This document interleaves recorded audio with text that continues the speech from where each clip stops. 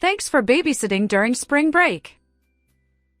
I was dumbfounded by my sister's sudden appearance at my house. Huh? What are you talking about?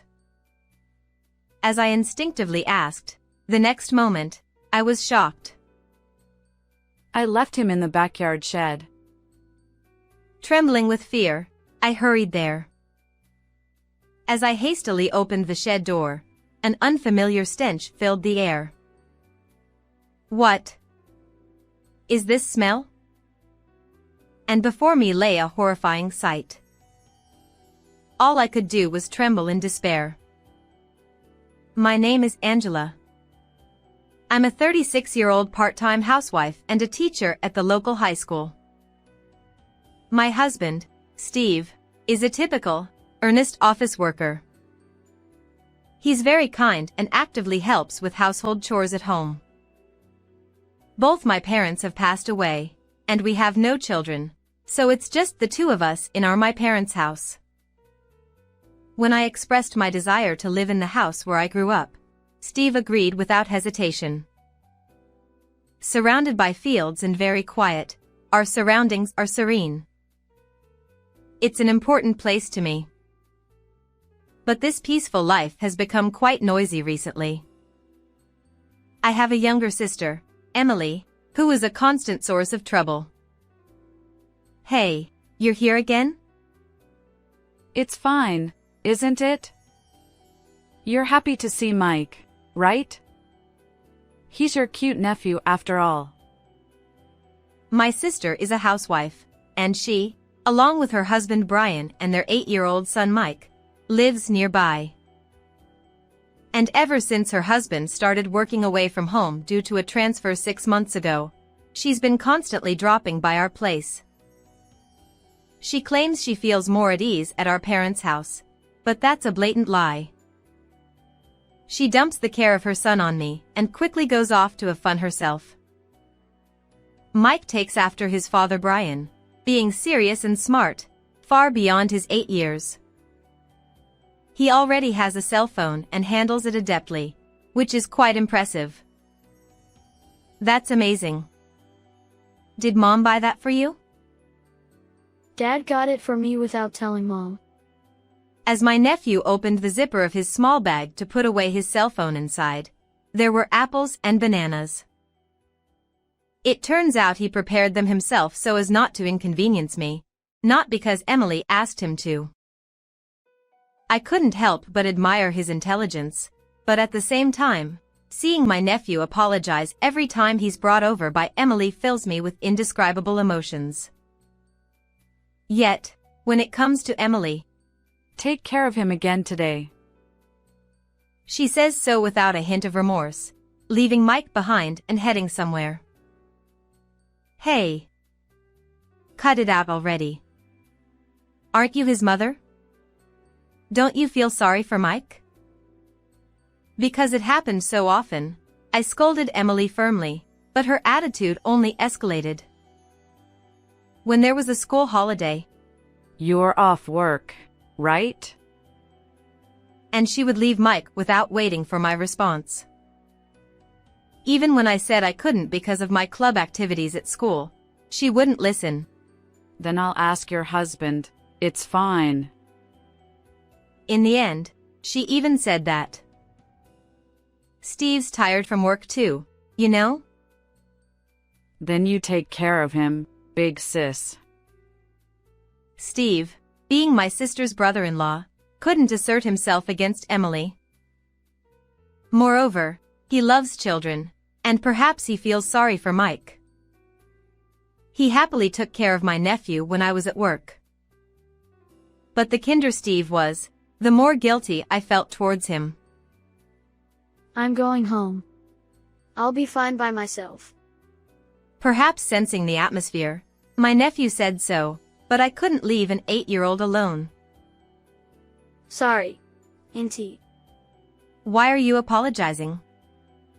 I'm happy to have you here, Mike. Mom doesn't like me. That's not true. Even though I denied it, my nephew remained with a gloomy expression.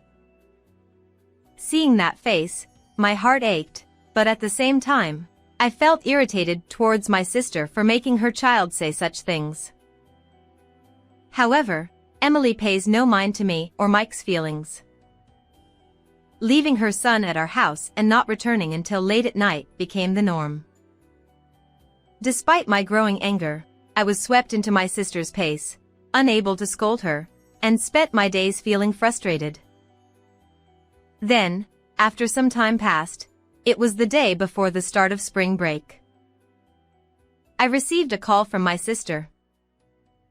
Hey sis, school's out tomorrow, right? Can you take care of Mike for about a week? Here we go again, I sighed. But what on earth could be happening that would require a mother to leave her child for a whole week? No, I can't.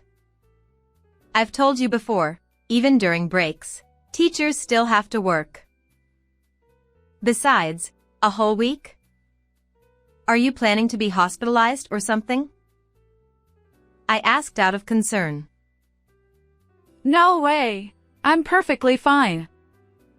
There's just something I absolutely can't miss.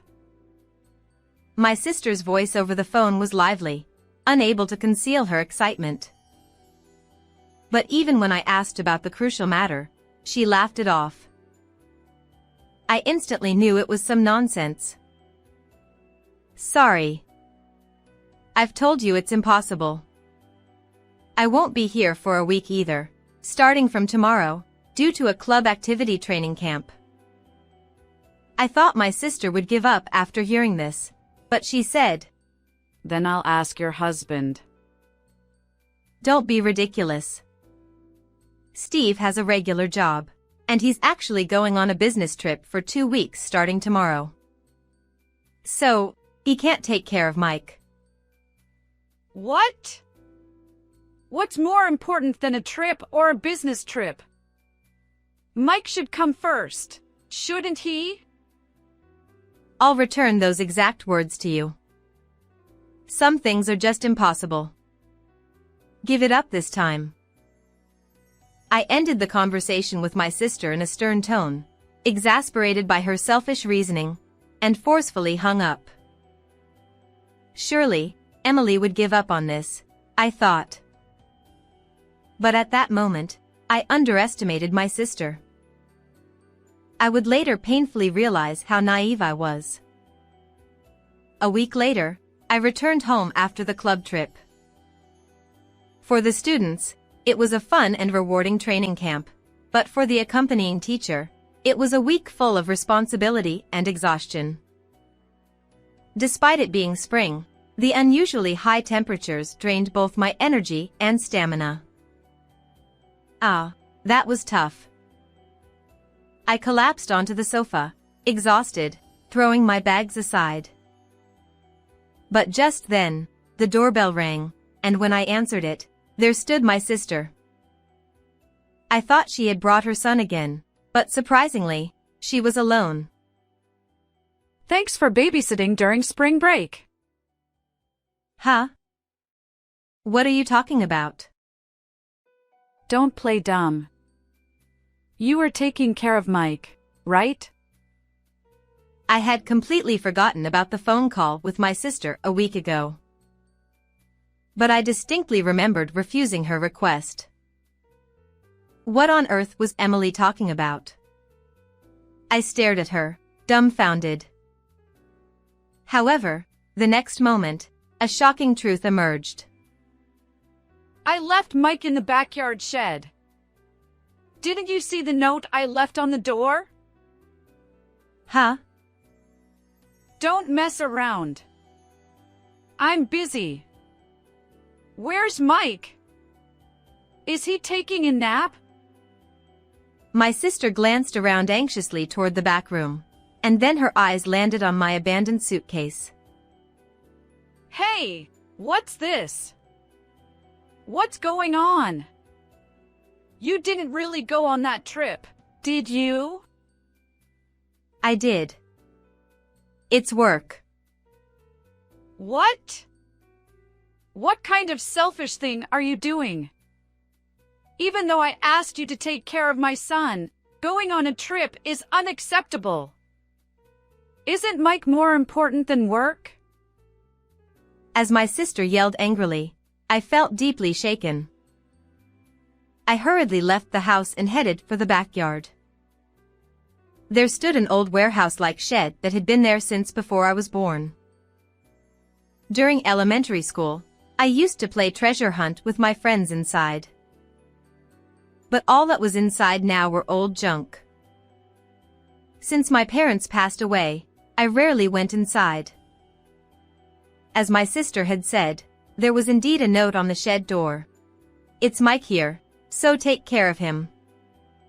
The key is back, so don't worry." What is this? Did you really lock Mike in here? I told you it's exactly as it says. Why on earth did you do something like that? I told you I'd be away for work for a week, didn't I? Trembling with anger, I glared at my sister. I had an urgent matter to attend to, so I asked for a favor. A week ago, when my sister visited our house, she thought I would return immediately after departing for the trip. Since she forgot the key to our parents' house, she locked my nephew in the shed so he couldn't get out. Since there was nothing worth stealing, the shed key had been left inside a bag hanging on the outside wall. I picked it up trembling and quickly opened the door. At that moment, a terrible stench wafted out from inside. The smell was so repulsive that it made me hesitate to enter the shed. Holding my breath, I cautiously peered inside, but there seemed to be nothing out of the ordinary at first glance. "Mike?" I called out softly, but there was no response. Suppressing the urge to retch with my sleeve over my nose, I mustered the courage to step into the shed. And there, I discovered the source of the foul odor and screamed in shock. My sister seemed to sense something was wrong with me. Hey! If something happens to Mike, it's all your responsibility. I'm not at fault at all. With that, Emily turned her back and ran off from there. Hey, wait. I panicked at the shocking scene I had just witnessed and the irresponsibility of my sister, who ran away leaving me alone. What should I do? But at that moment, my phone rang in my pants pocket, and I was informed of an unexpected truth. 2 hours later, I called my sister's cell phone. "Listen, what you did was outrageous. After causing such a mess, you had the nerve to leave me and run away." Who's the one being outrageous here? It's not my fault if you went to work and left Mike behind. Besides, she rattled off selfish excuses without a hint of remorse, like a machine gun. I've had enough. That's not the point right now. Come home immediately. We need to talk about Mike's funeral. My words seemed to startle my sister, as she audibly gasped on the phone. But it was only for a brief moment. Fine. But I'll never forgive you, sister. You'll have to pay for this. Get ready. With that, my sister hung up. Humph. That's rich coming from you. I've put up with it for so long, but I won't forgive her anymore.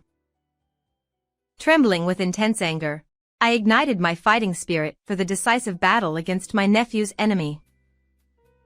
An hour later, Emily arrived. Where have you been all this time? I haven't been anywhere. How can you act so casually after causing such a situation? It's not my fault. You shouldn't have gone on the trip. That's it. I didn't do anything wrong. Despite my pressing at the doorstep, my sister showed no remorse and boldly entered the house as if nothing had happened. But the moment she tried to open the door to the living room, she suddenly turned around and bolted out like a rabbit. "Hey, wait." Before I could even shout, a figure came rushing out from the living room and swiftly caught her. "Brian, thank you." The person who I thanked was Emily's husband, Brian.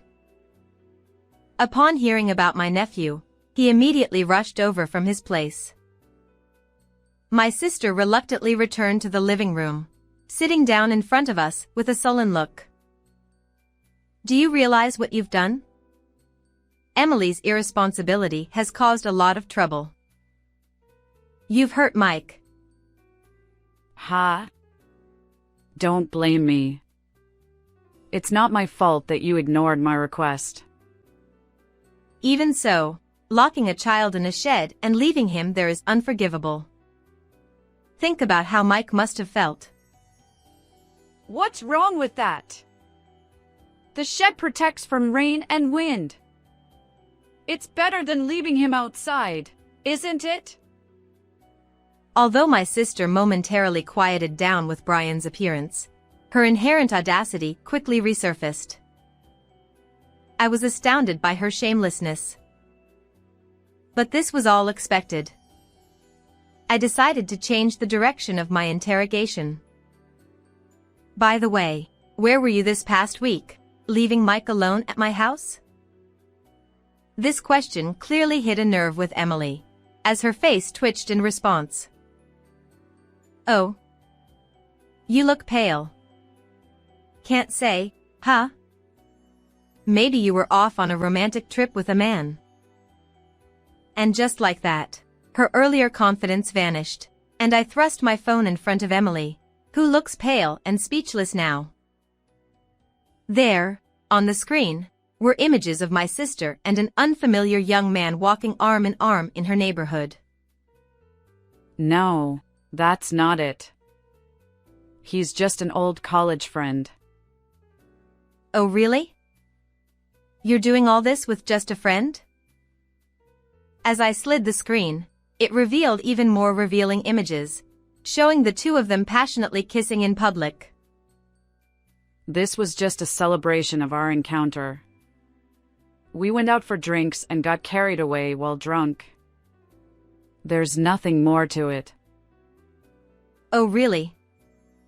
But actually, there's also an audio recording. As I manipulated my phone, the voices of a man and a woman came through. "Looking forward to the trip."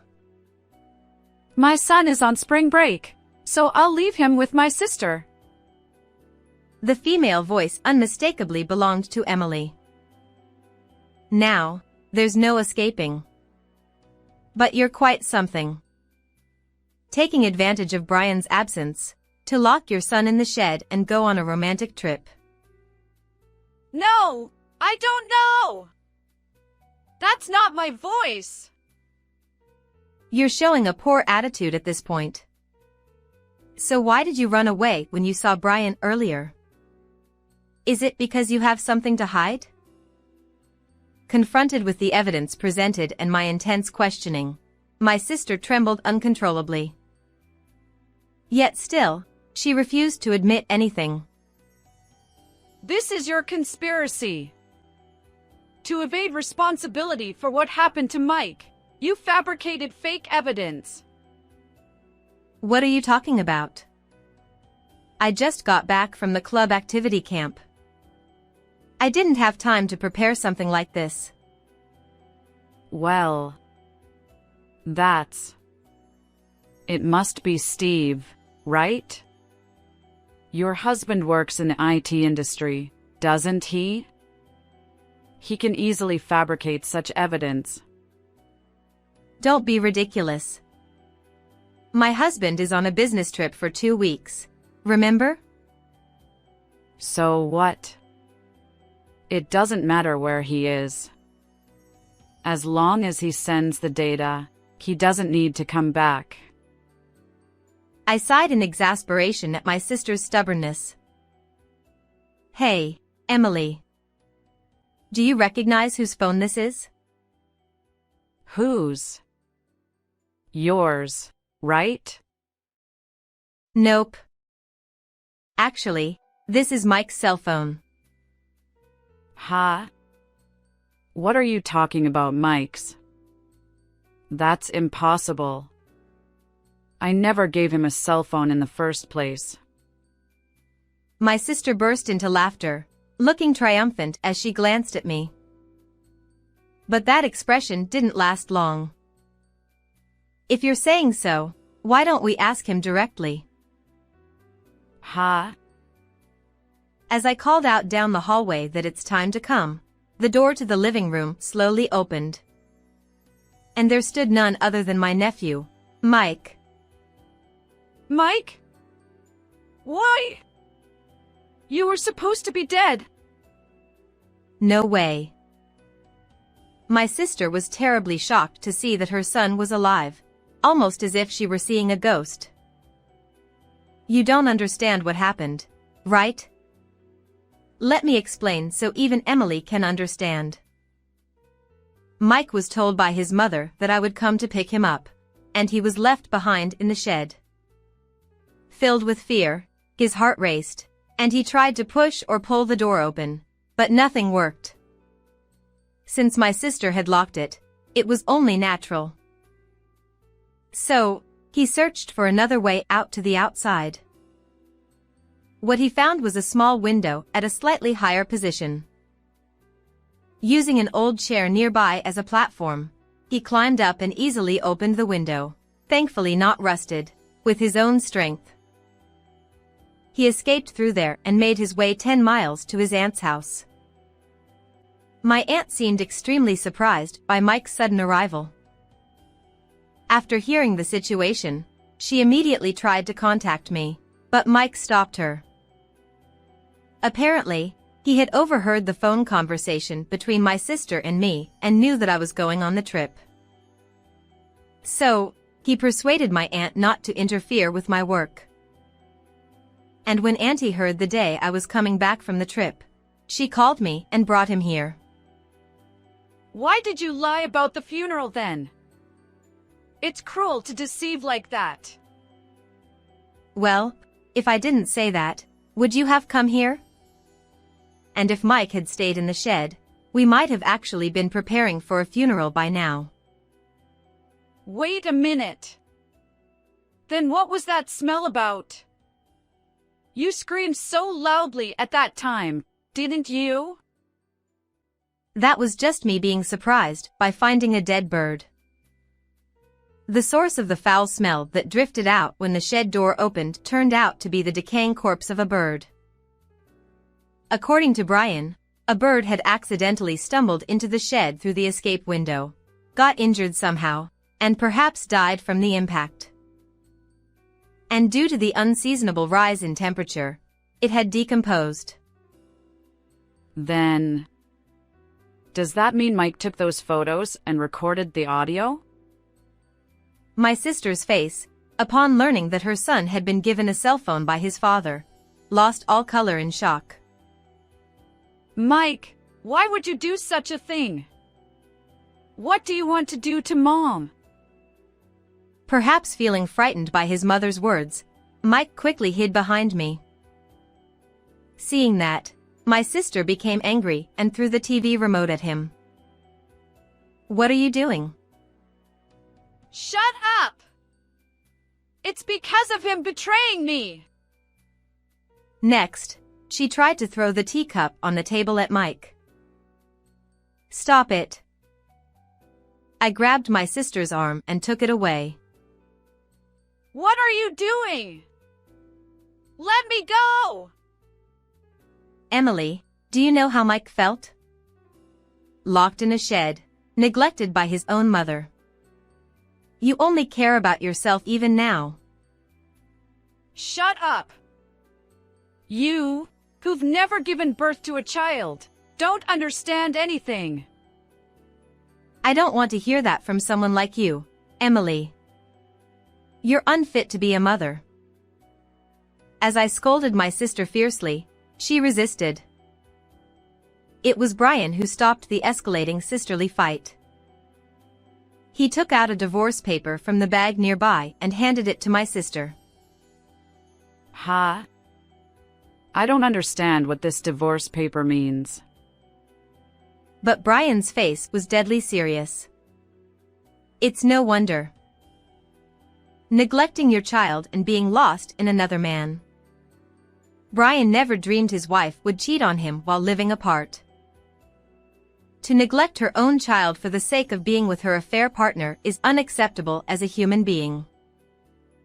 How dare you live such a despicable life to this point? Now, reflect on it properly at the police station. Right after that, we heard sirens from afar. I reported to the police just before Emily arrived here. I told them everything about what you did to Mike. Huh? That's a lie, right? To regret what you did. Then, my sister seemed shocked, lowered her head, and started mumbling something. But it was only for a moment. I'm not at fault. It's all your fault. Damn it. Huh? The next moment, she flew into a rage, lifted a nearby armchair high, and tried to throw it at me. Whoa. However, Emily, thrown away forcefully by my brother-in-law, was slammed onto the floor with a pained expression. Seeing this, my nephew, who was behind me, approached my sister. Goodbye. He said with a cold expression I had never seen before. This is the end of living a selfish life. There's nothing left for you. No place to live, no one to rely on. Ha ha. My sister was restrained by her husband, her eyes lifeless as she looked bewildered. And I'm cutting ties with you today. You're no longer family or a sister. Never appear in front of any of us again.